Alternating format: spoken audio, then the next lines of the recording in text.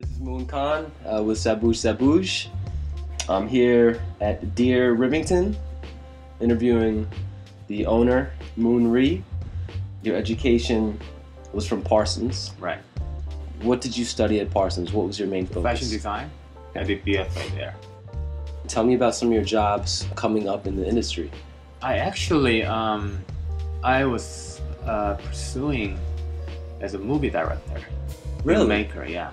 That's what I'm doing actually even now.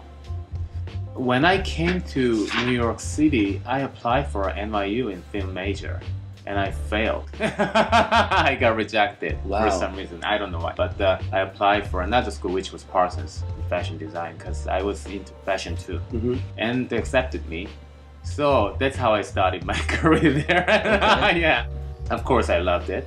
After I finished my school and I started working as a buyer for some high-end vintage stores in Japan.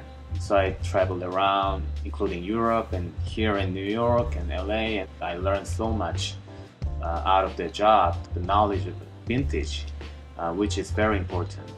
It's history. History, yeah. I put actually a lot of meaning on history, not only clothing or fashion. I really think you have to really understand history to make a step forward. How do you approach design? Do you have someone in mind when you're sketching, or do you just sketch from the soul? Yeah, I just do it instantly. It's almost like instinct. Instinct. Yeah. When I shoot something or even writing something for a film, when I'm working on those kind of things, it's really like instinct. I don't really plan on anything. Spontaneity. Yeah, exactly. I like it like that. I like it like that. I don't think you can hunt for inspiration. I think inspiration Exactly. sometimes just Exactly. has to... It just comes. Tell me about your line. Our line, we started in year of 1996 with our jewelry line first. Okay. And we started to sell our jewelry line in Japan, in a hut in Tokyo, in a place called Aoyama. There are like complex of very high-end select stores around, and luckily I got into a couple of good stores and I started selling my stuff there, and I got recognized like pretty fast in Japan. So that's how I started. And clothing line, we started a year later with women's line first. Now we do a bit of men's line too, but we started with women's line. Me and my co-owner and also my fiance, we really love 80s to early 90s like Japanese avant-garde designers such as like Comme des Garçons, Yohji Yamamoto or Issei Miyake, or like all those avant-garde designers in their golden era. Every time I look at those clothing, I'm amazed. Like 30 years ago, still has a style and it's like great experimental kind of feel touch to it. I see kind of a juxtaposition. I see black and white, Right. modern versus old, antique. Yeah.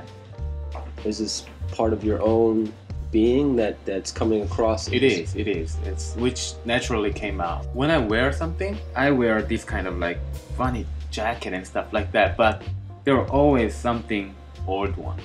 Something old. Yeah, something very old. I always mix and match. Mm. I love that. How do you go about finding these beautiful pieces that I see? It's all my personal collection. It will last like 15-16 years. Wow. Yeah.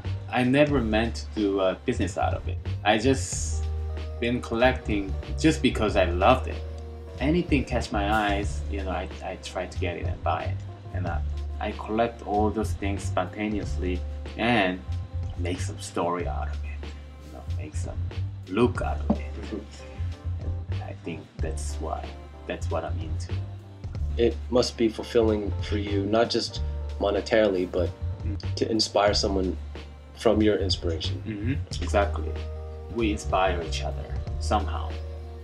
When you inspire someone, I think that makes it feel really good, like when people come to my store, they were like, wow, Moon, it's like, this is amazing. Great, nicely curated, beautiful store, and like all these compliments, you know, that actually makes me feel even better.